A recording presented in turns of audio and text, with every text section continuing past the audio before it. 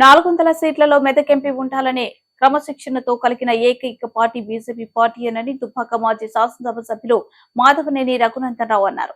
గజ్వేల్ ఓ function హాల్లో గజ్వేల్ నియోజకవర్గ కార్యకర్తల సమావేశానికి ముఖ్య అతిథిగా దుబ్బాక మాజీ శాసనసభ సభ్యులు మాధవనేని రఘునందనరావు హాజరయ్యారు. ఈ సందర్భంగా దుబ్బాక మాజీ శాసనసభ సభ్యులు మాధవనేని రఘునందనరావు మాట్లాడుతూ రైలు ఇచ్చింది మోదీ అని డిపాజిట్ రాన్లోనూ కొబ్బరికాయలు కొడుతున్నారన్నారు. క్రమశిక్షణతో కలిగిన బీజేపీ పార్టీ 10 ఏండ్ల పరిపాలన చూసి ప్రజలు తిరగబడి ఫామ్ హౌస్ లో కూర్చోబెట్టారన్నారు. అసాధ్యాన్ని సుసాధ్యం చేసే నరేంద్ర మోదీ దేశ చరిత్రలో 370 ఆర్టికల్ ను రద్దు ఘనత బీజేపీ పార్టీదే అన్నారు. తెలంగాణలో 17 ఎంపీ సీట్లు గెలుస్తామని ధీమా వ్యక్తం చేశారు. చార్మినార్ మీద నిలబడి జై శ్రీరామ్ అంటున్నారన్నారు తెలిపారు. భారతదేశం కాపాడుకోవాలంటే మళ్లీ నరేంద్ర మోదీ ప్రధానమంత్రి కావాల్సిన అవసరం ఉందన్నారు. ఈ కార్యక్రమంలో బీజేపీ సీనియర్ నాయకులు, కార్యకర్తలు తదితరులు పాల్గొన్నారు.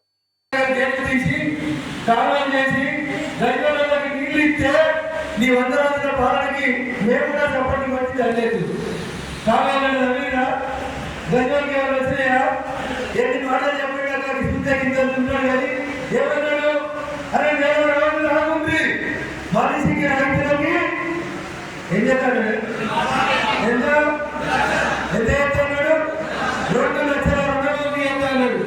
అంటే మొత్తం తెలంగాణలో పార్టీ పూర్తి స్థాయిలో తన సన్నద్ధతను కనబరుస్తుండగా మిగతా ప్రతిపక్షాలకి కనీసం అభ్యర్థులు కూడా కరువైనటువంటి దుస్థితి మెదక్ పార్లమెంట్లో కనబడుతుంది.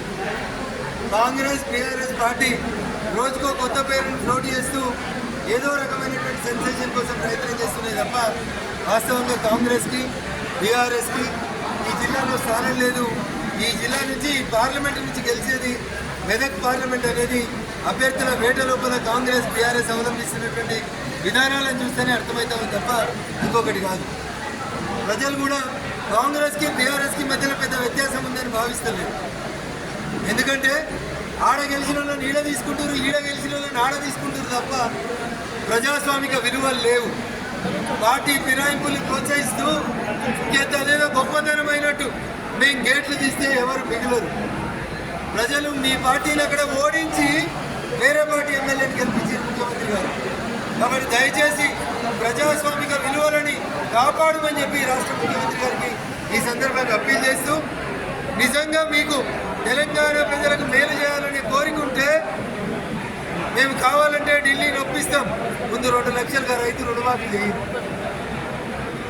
మీరు పెంచి ఇస్తానటువంటి 4,000 పెన్షన్ వెంటనే వేయించుంది. ఎందుకంటే it is an ongoing process. ఎన్నికల కంటే ముందు పెన్షన్ వచ్చింది, ఎన్నికలప్పుడు పెన్షన్ వచ్చింది.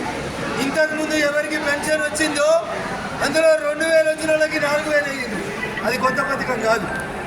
రైతులకు ఇంతకుముందు 12,000 వస్తే ఇప్పుడు 15,000 ఇస్తామన్నారు. అవి ఇయ్యండి. ఇగో వీటిని హామీలు నెరవేర్చడం అంటారు ముఖ్యమంత్రి గారు.